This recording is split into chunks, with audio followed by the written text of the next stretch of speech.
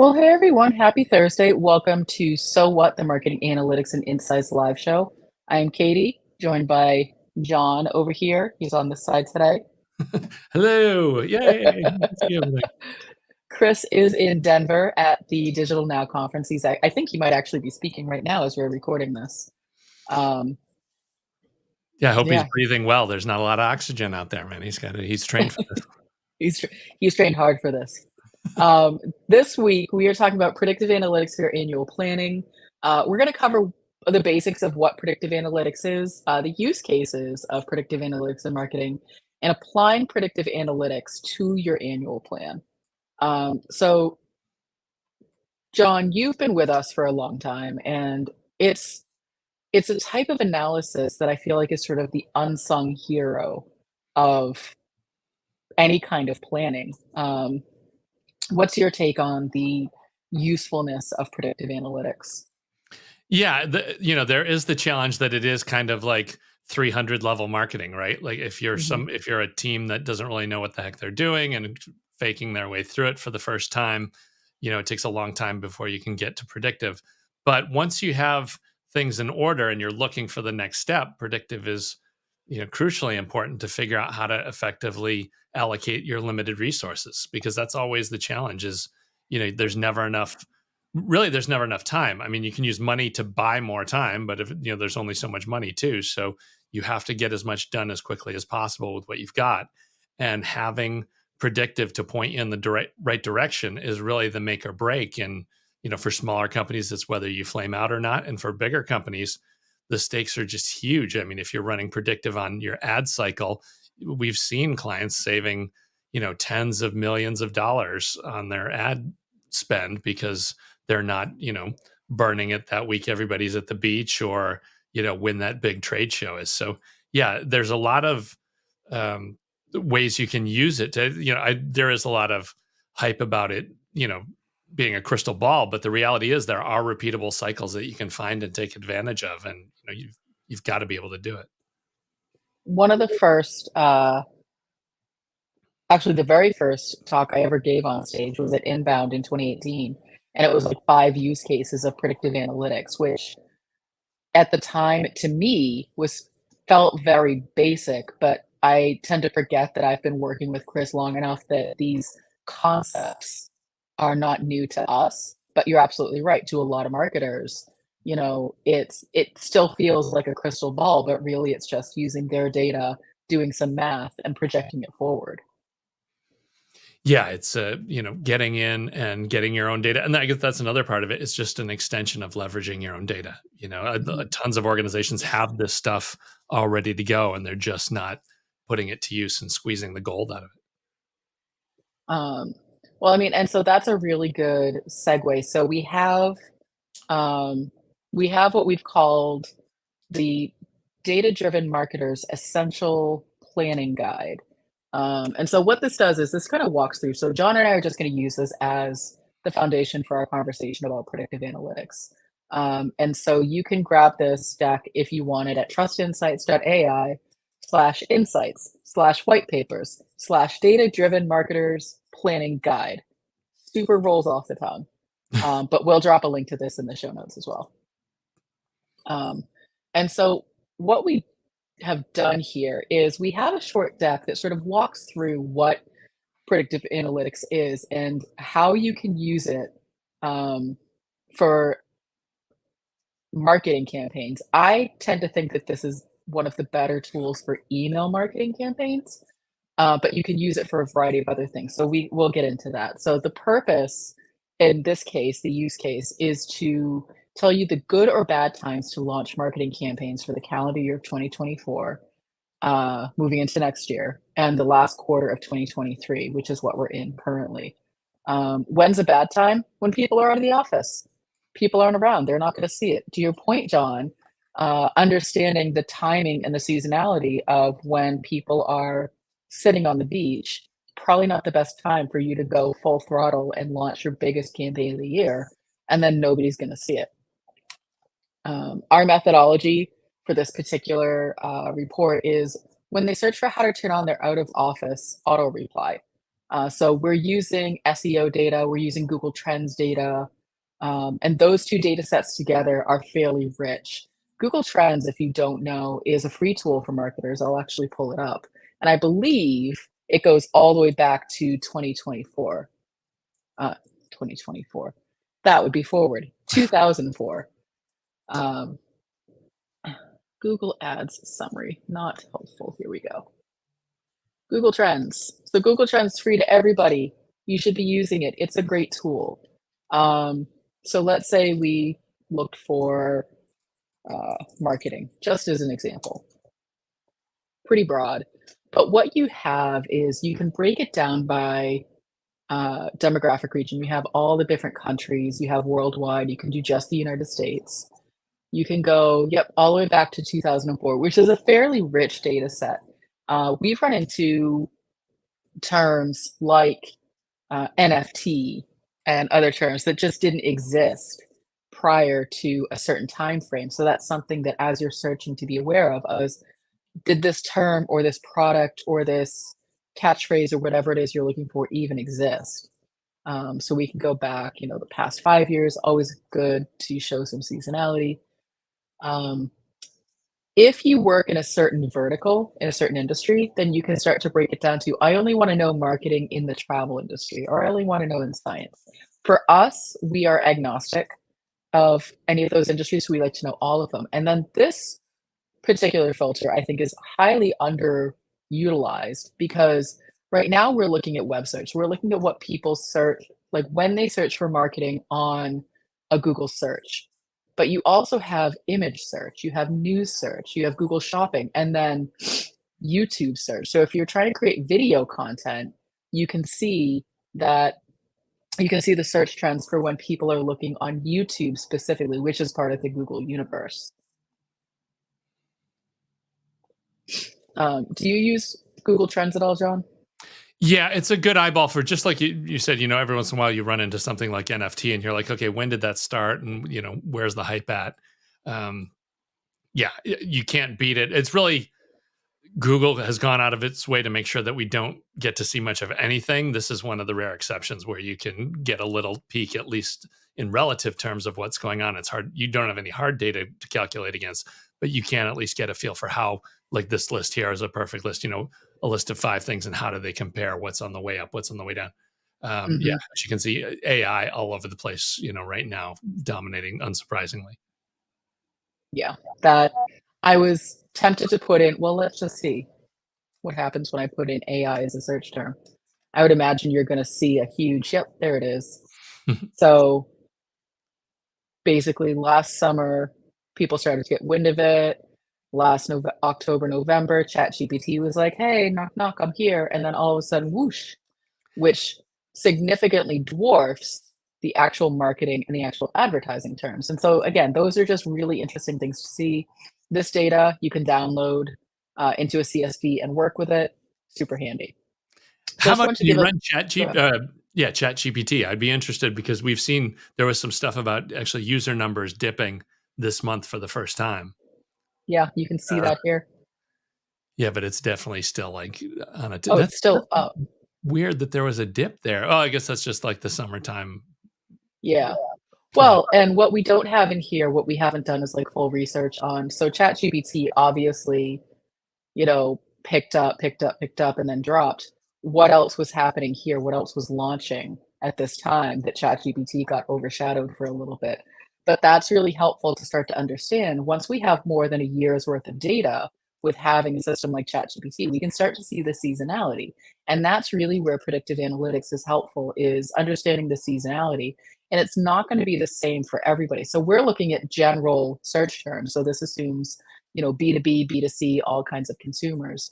But that's where you go back into the all categories. And if you work specifically in business and industrial, for example, you actually start to see very different results. Marketing all of a sudden picked up with AI, and ChatGPT no longer really exists. So they're all the way down here now because I switched the industry. Yeah, that's interesting to see it flatten out a little bit over there. Yeah. So if you have hobbies and leisure, for example, you're going to have very different results. Um, you still have that dip, but not as significant as when you look at everything all blended together.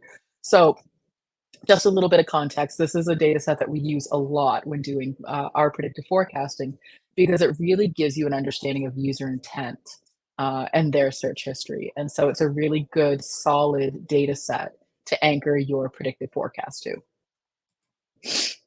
So when we go back to the actual forecast that we did, you can see in here is the example of Google Trends. So we looked at out of office, Outlook out of office, Gmail out of office, past 5 years worldwide, because we wanted to see when people were going on vacation. And again, it's not going to be the same for every industry. If you want to drill down even more specifically, if you want to drill down to specific regions, specific states, that's really a good idea as you're getting into this predictive forecast for yourself. This is how predictive forecast is calculated. So John is our chief statistician. Do you want to go ahead and just like sound it out and tell us exactly what we're doing here? Yeah, give the rundown of this model here. No, this is definitely ugly math that I try to stay away from. This will ruin your day. A predictive forecast, if I recall correctly, and Chris isn't here to correct me, so I can say whatever I want, is a traditional predictive forecast uses an ARIMA model, an SREMA model for seasonality. I do remember when I presented predictive forecasting into 2018 on at Inbound, I had down all the different steps what ARIMA stood for, and it's I couldn't tell you what it is. I probably should have looked it up, but I know it's like moving averages and seasonality. And so basically, the way that we describe it is sort of like a GPS. And so you need to know where you're starting and where you're going, but then the ARIMA model starts to fill in all the different pieces that are actually happening. So you have, weather, you have traffic, you have, construction, other cars, and, timing. So you may start with it's a 10-minute drive, but as you start going and more data is coming into the model, it's like it's no longer a 10-minute drive. Now it's a 3-hour drive. You're probably better off walking. So let's see. And so in this example, we pulled the 3 different data sets from Google Trends, and you can see this is a very hard way to review it, but this basically starts to tell you as we apply the predictive forecasting model to the data, so all the historical data, what it does is it projects forward 365 days, and we can start to see some seasonality. And so you have the peaks here are when people are searching the most for going out of the office. So these would be the times when you wouldn't want to be planning big campaigns. And these down here are the lowest, meaning people are in the office and you would want to be planning campaigns. You can start to drill in to the individual data points to say, all right, I have a campaign planned for January 1st, 2025. Well, you can see in January, a lot of people are planning to not be around based on historical trends. So maybe you should either do it before or after that date. Yeah, and then you've got the peaks to jump on, right? That's always the thing. If you're looking for spend to get out in front of folks when the search volume is at its peak, you're gonna. Well, of course, for this it's inverse for out of office, but still, there's, again, you want to either go high and go low, and then the middle you tend to ignore depending on what's going on. Well, and it's interesting that you bring that up because it really depends on what your strategy is. And so you could have a strategy where it's actually better to launch when people aren't around if you're doing like a soft launch, for example. So you want to sort of get it out there, test the waters, but you don't want it to make a big splash. Maybe it is better for you to launch something when people are less around to sort of like let it build up some steam. The other thing to consider is what are your competitors doing at that time? So are they laying low during those times when they think nobody's around? So it's actually your time to strike because there's no competition, there's no, competitive search traffic, there's no other products going out at the same time, no campaigns to take people's attention away. So you could actually use it to your advantage. Yeah, that makes sense. You keeping an eye on the rest of the spend is always another poker game, but there's a lot going on that front. And so with this, we do the whole analysis. What we put together is a very simplistic way. We think it's simplistic way of looking at it. And so these are all the weeks in Q4. So where are we now? It is November 2nd. So we are in this week. So we're sort of in a, if you want to be sending email campaigns or doing any sort of paid ad campaigns, you're in a good spot to do that. We start to get a little bit more tricky as we get towards Thanksgiving and Christmas. Understandably so. People take off a lot of time in November, December for the holidays in the United States. And so if you're planning on doing something, it's probably not a great time to do it. Or if you're like us, you sort of just do it anyway. It's interesting that there's not a huge dip around Thanksgiving, but I guess that does make sense because, first of all, the rest of the world is not on board with that. And then it is a Mhm. partial week. Like people are definitely working, most people are working Monday, Tuesday, Wednesday. Yeah. I was looking at our calendar and we only have Thanksgiving, which is the Thursday, and the Friday marked as out of office, but the rest of the week and then the following Monday will be around. I think people tend to save that time more for the actual Christmas, Hanukkah, other holidays that happen in December. Yeah. Yeah. If you don't have it done by that Friday before all the Christmas stuff starts, that's usually it for the rest of the year. You're throwing in the towel. Mhm. And then we can just go through the other quarters pretty quickly because you'll start to see some seasonality. And so you see back second week of January, that's a great time for that quarter. Um, the last week of March is the worst time, but you start to see in late January and then in March. And so, John, I don't have kids, but assuming that this starts to coincide with like February vacation and spring breaks and all that kind of stuff.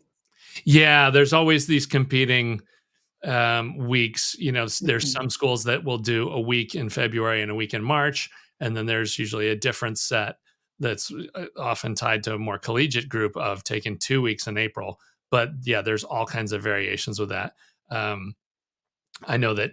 Yeah, see, like it's weird that near the end of February, that's actually I know that that's like a dead week at Disney World randomly, like because all the vacations fall around that. People are actually working heavy that week, and then as you get to that 3-10 week, it gets ugly. And then yeah, I think with the 4-3, you're just like square in the middle of spring break. You've got both college and primary, secondary schools off then. So yeah, there's people trying to get out of the cold, and there's a lot going on as far as those weeks. So the other one is trade events too. Like trade events finally Mhm. start to pick back up in March. They go dead during December, and then January, February, everybody's doing planning internal stuff, and then we usually see end of Q1 into Q2 business travel stuff picks up again. Well, let's see what that looks like. So this is Q1, this is Q2.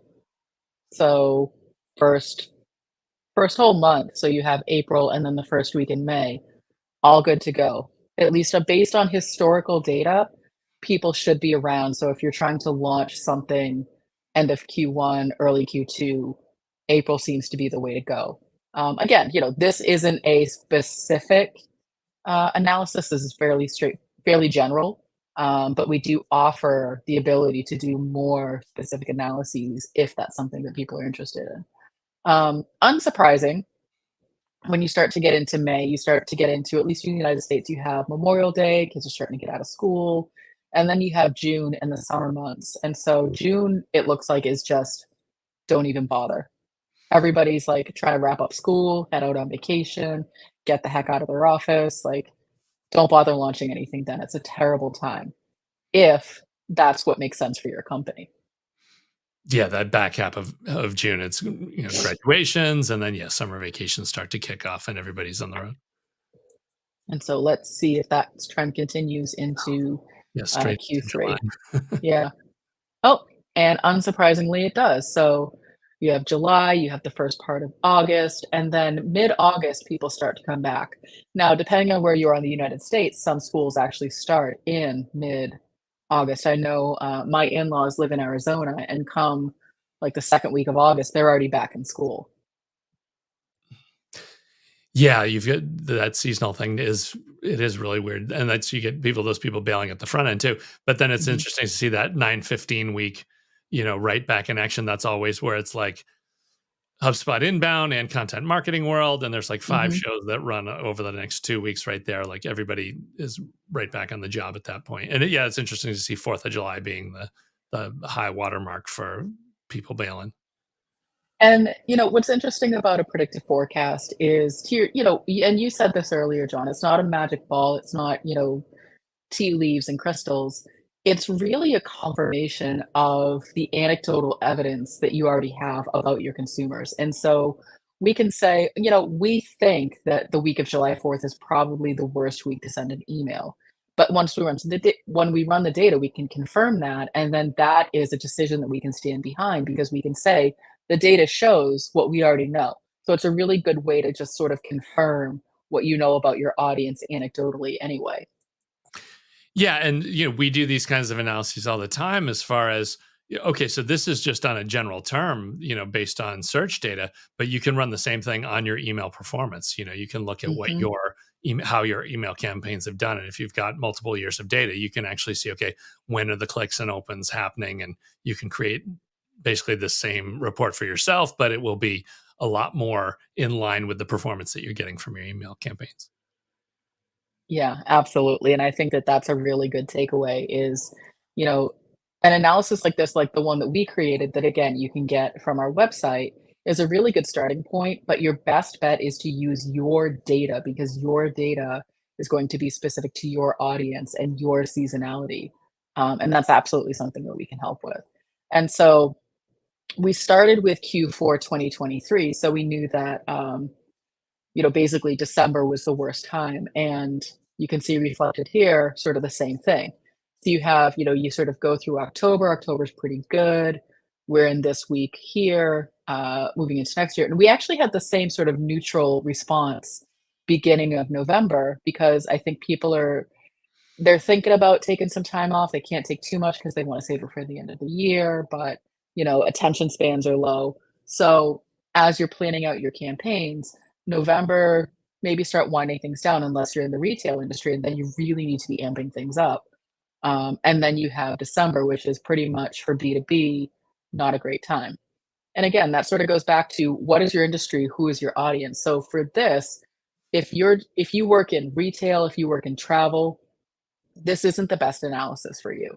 But if you work in B2B, and you work in tech, this is a really great analysis because it tells you when people are paying attention, when they're physically sitting at their desks, reading emails and looking at campaigns. And so, we ask the question, what do you do with this information? Well, there's a lot of things that you can do with it. And so, John, you were sort of talking about this a little bit. You can do general financial planning, you can do keyword topic research, content calendars, ad budget planning, attribution analysis. The ad budget planning is an interesting one. When Chris and I worked at the agency, we had a very large B2C brand that we worked with, and they were spending upwards of 6 figures a month on paid ads, which is not an insignificant amount of money. And so in order to get really good results, we actually applied this predictive forecast technique to their keyword data to help them tune up and tune down the spend on their ads. And it was really interesting to see. It was one of my first introductions to predictive forecasting about 8 years ago, um, in its infancy in terms of this application. And just the the different outcomes we got when we used the forecast and when we didn't was just insane. Because a lot of companies, and I'm sure you can speak to this too, John, a lot of companies are like, let's just keep throwing money at it until something happens, which is, that's not a strategy. That's just a panic move. But if you actually use something like a predictive forecast to go, oh, now I know when marketing is trending versus when it's not trending, let me sort of adjust my budgets accordingly. Yeah, the panic double down is never a smart play. We see that a lot where again, just throwing more money on the fire, and there's just certain weeks where it's not going to make any difference. Yeah. Um, we talk about it in terms of content calendars as well. This is something that we've been using with a lot of our clients. And so if you have an editorial calendar, if you're writing content for your website or articles to get placements elsewhere, understanding what kind of content consumers are looking for and when is a very powerful tool. And so, with generative AI becoming even more sophisticated, we've been able to um, get really in depth with our predictive forecast for content specifically. And so, we'll have keywords and suggested uh, topic titles and then all of the other pieces. And so we can go so far as to write a whole predictive calendar that has keyword, what week it should go, and then here's a draft or an outline of the content, which is such a powerful tool because then you just hand that over to your content writers and say, this is exactly what we need to do. And then we needed to have it posted by this date. And then that's when people are looking for it. You should theoretically see your search volume start to really go up. Yeah, that's huge, because pretty much anybody that's doing any kind of content marketing has a list of the topics and things that they want to rank for. And to be able to run that through these same models and see which weeks, they get the most action, that can really make a huge impact in the amount of spread and organic, diffusion that you get of your stuff. Because yeah, you could have, 5 or 6 topics, but if 2 of them are highly seasonal, there's times of the year where it makes no sense to be writing. You don't need your pumpkin spice articles dropping in March. Like, that's not going to do you any good. Um, Mhm. and whatever your industry is, there's sure enough, there's some kind of pumpkin spice terms. Now like my brain is like, what are the pumpkin spice terms? Like for, it's basically the jargon, like the, digital transformation, I would call a pumpkin spice term. Yeah, and for us, it's totally about, when people are looking at events or if they've got a product releases, things like that. There's all kinds of cyclical stuff that you've got to work around and line up. And yeah, knowing what the heck is going on in the industry and what that hidden wave is where you get instant lift without having to do any different work. You're just putting it in the right sequence. Yeah, that's a really good point. So Brian, our buddy Brian Piper, he has a question. Are you using ChatGPT's advanced data analysis tool or other AI tools to help with any predictive analytics and forecasting? Um, I know I can at least say for myself, I have been playing around a lot with ChatGPT's advanced data analysis tool. Um, Historically, Chris has written his own code in R, and so it's always been a proprietary tool for Trust Insights. That said, it's becoming more and more accessible to marketers as ChatGPT and other generative AI tools are evolving.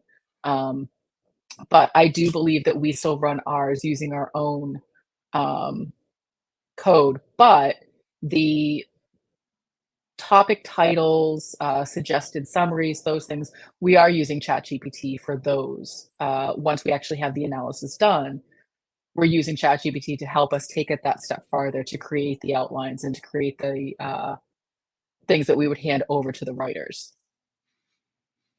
Yeah, we have a lot of that stuff in house, but I haven't had a chance to play with the data analysis tool. I know that was recently rolled out. That's something else that I need to spend some time getting into. I've seen Andy Christadina doing some stuff with that, and Chris has done some stuff with that too, where you actually Mhm. upload tables of your own stuff and have it give you, reporting back. I don't know as far as, does the thing have enough in the corpus to be able to call out seasonal trends for industries where you're not feeding any data? That's a different story. Mhm. I actually used ChatGPT, the data analysis in this past week's newsletter. If you want to subscribe, trustinsights.ai/newsletter. I used the advanced data analysis tool to help me analyze qualitative survey data, feedback data, to help understand what people had said on our one question survey. It actually, the analysis came out pretty good. Now, the to the question that Brian had about are we using ChatGPT? So you're right. Chris did build his own tool and he is using those math formulas that we showed earlier. That is absolutely 100% what's happening. One of the reasons for that is, um, up until recently, ChatGPT didn't have this advanced data analysis tool. So we had been building it all in house, as John said. But the other thing to keep in mind is that the timeline of ChatGPT, the data only goes back so far. So number one, you have to be providing the data yourself. But, I'm gonna try not to bungle this too hard, but basically my understanding is that, yes, ChatGPT can do the data analysis, but it may not fully understand seasonality as its own historical database may not go back far enough. It's maybe just looking at your data. If your data doesn't go back far enough, if your data only goes back a year, you're not really gonna understand true seasonality. So I would say it's worth experimenting with to see what kind of results you can get, but know that there may be limitations for now on what ChatGPT can do with that kind of historical data and forecasting. Yeah, and it would be interesting to, given that it's kind of constantly adjusting. I mean, because you could ask the same question a number of times and see how much variation you get in the answers you get. I'd be interested to see how that works. Mhm. I would say if you're going to ask ChatGPT for a predictive forecast without providing it data, then you're definitely not gonna get something that you can take action on. You should at least have your own core set of data that you're getting to it to ask for assistance with that. The other thing I learned through Andy Crestodina, and I applied this again in the newsletter this past week, was you can ask ChatGPT to show its work. And so if you give it a data set and you say, this is what you're doing, this is the type of analysis, show your work, it actually gives you the snippets of code as it goes through each step. So you could take those code snippets, put them in your own um, code language, like Python, I believe is what it typically writes in, and you can start to build your own models that way. My understanding is also that the code is usually about 90% correct, and so there is some error in it. So you would have to then know what you're looking at to be able to QA it properly and put it into a cohesive script that you can run repeatedly. But it is a really good place to start if you're just building those things, from scratch. And so, John, that kind of brings us to our favorite part of predictive forecasting, which is the cheese of the week. And so we started doing the cheese of the week in 2018, actually. And so we try to refresh this every year because this is a really great concrete example of what a predictive forecast could look like. And so this is from 2022, so it is a little bit outdated, but the basic idea is the same. And so if you were a marketer who was trying to use a predictive forecast, this is how you would do it. And so you would have all of your keywords over here. And so you would want to have your keywords, not just a general set, but things that are specific to you. In this case, we're looking at all the different kinds of cheeses. So we have Munster, cheddar, Swiss, Parmesan, Asiago, Parmigiano, cottage cheese, American cheese, so on and so forth, because everybody loves cheese. And so then you have all of the different weeks. And so what we would do is we would say, all right, so for the week of October 16th, what are the terms that are going to be trending the highest so that we can, over here in August, maybe start playing out our content calendar and say, what content should we have ready for the week of October 16th? Well, when we sorted it, it looks like we should have content around Munster and cheddar and Swiss and Parmesan.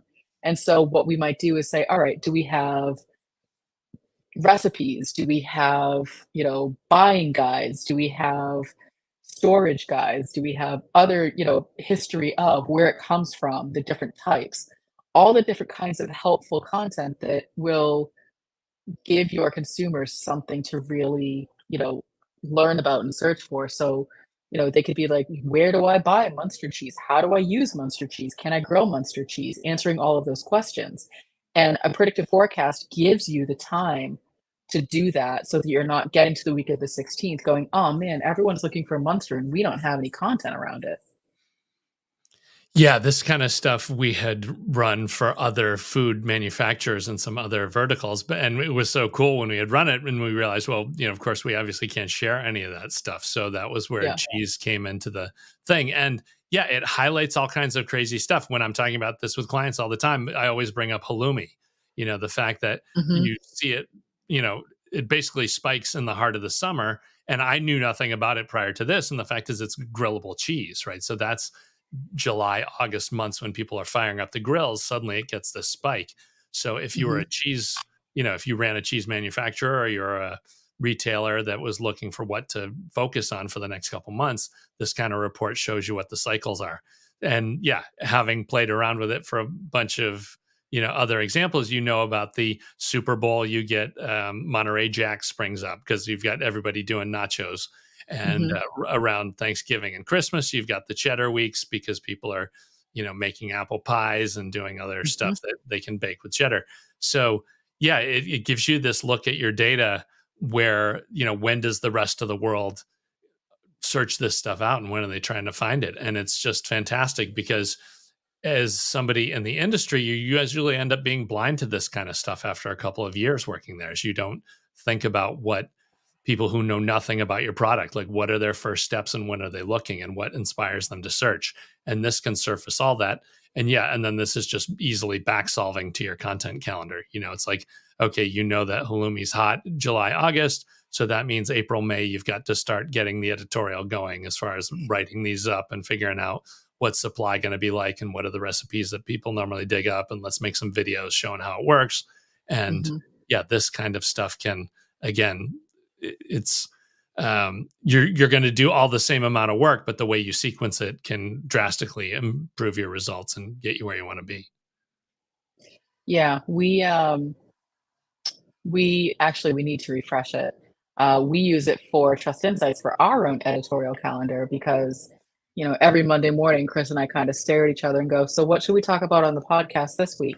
What's going on with AI? What's going on with marketing?" And we had fallen off the habit of doing it because we were running into a lot of repetitive topics. And what that tells us as marketers is we need to expand our keyword list. It was too narrow because then you're going to start to get every other week is something about digital marketing, or every other week is something about how do I use AI in marketing, which is great. But you definitely get to a point where there's only so much content that you can create that is high quality.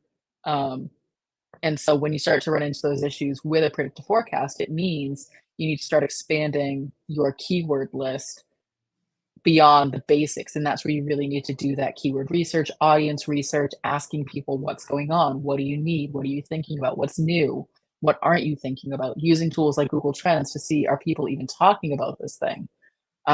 Another really great way to use this is, you know, at least it used to be, when you should be posting your content on social media. Social is a little bit of a dumpster fire at the moment, as Chris would say, but there are still social channels that are working. Um, this can help you with your video content, when to post that on YouTube. This can help you when to post your other videos on TikTok or Instagram or any of the other wide variety of social platforms out there. But essentially, you should be using this as, what should I be doing today? What do people care about today? How do I help them get to the answers they need today? Um, and it gives you the opportunity to be a little bit more proactive as opposed to reactive. Unfortunately, as marketers, we tend to be super reactive to everything. We kind of put something out there and wait to see what happens. But with a predictive forecast, you can really get ahead and be like, this is my plan, and now I'm going to measure this plan. Yeah, and then the exception is, with what we've been doing, and as you're looking for topics to hit, right, there's always black swans. It's like, what is the thing Mhm. that popped up this week that we have to talk about and kick around? And of course, there's zero history on those topics. So you have to adapt and move on the fly to accept those. But then for every other week, yeah, you should have your solid list of like, okay, if nothing crazy happens between now and then, we know that this is the stuff that we want to serve up for that week. Mhm. And so with that, John, anything you think we didn't cover on predictive analytics? One huge segment that we didn't go near at all is financial, right? If you're Mm. any kind of SaaS service or um, any company that's reached a point of you're over 10 million in revenue and you've got some kind of renewal cycle, you can run the same analysis on just what's your normal buying cycle. When are people renewing? When, you'll get a feel for, okay, we should be running renewal campaigns on these months because, 2 months past that is when we tend to get the normal renewals or get the churn. You can do churn analysis to see what's going on. So yeah, it's, we showed off a great array of tools and how they work. And the important thing to remember is that these work across every front of data on every type of business that you're doing. So same deal with, who's talking about you on social. If you want to look about what are the trends for when you need to staff up to be able to handle customer service issues and things like that. We've done this stuff for call centers. There's a whole bunch of other options. So I think we did a killer run through on what we've got. And just remember that, this can be applied to just about any set of data that you've got lying around. I think especially now, with that sentiment, John, is we know marketing budgets are still being squeezed. We know that layoffs are still happening. We know that teams are overworked and burnt out. And so, at least from where we sit, a predictive forecast, if you have budget to spend, is a really great, multi-purpose tool that can tell you a lot about your business. And if your team is really stretched thin, why not help them focus in rather than feeling like they're scattered all over the place? Or if you're just bringing on contractors, it gives you a really solid plan of like, okay, this is how we need to execute for the next 3 months. We know what we have to do. We're not going to guess. We have really tight budgets. Every penny counts. So let's make sure that we're really using the most of what we have. And you have your data. Now you just need to project it forward in the right way so that you can make these plans and keep people focused and, not waste money. No, that's solid advice. That's the way to roll. All right. Well, I don't know what we're going to talk about next week, but I think that's it for this week. If you want to join us in our free Slack group, Analytics for Marketers, around 35, almost 4,000 people are in there. We were talking about predictive analytics earlier this week. There's a question of the day every day. Today was about large enterprise size tools for your tech stack versus small ones. There's a lot of things going on in there. So definitely check us out if you want to continue the conversation, if you have questions. And then otherwise, yeah, John, I think that's it. We'll see everybody next week. That sounds good. Thanks for watching today. Be sure to subscribe to our show wherever you're watching it.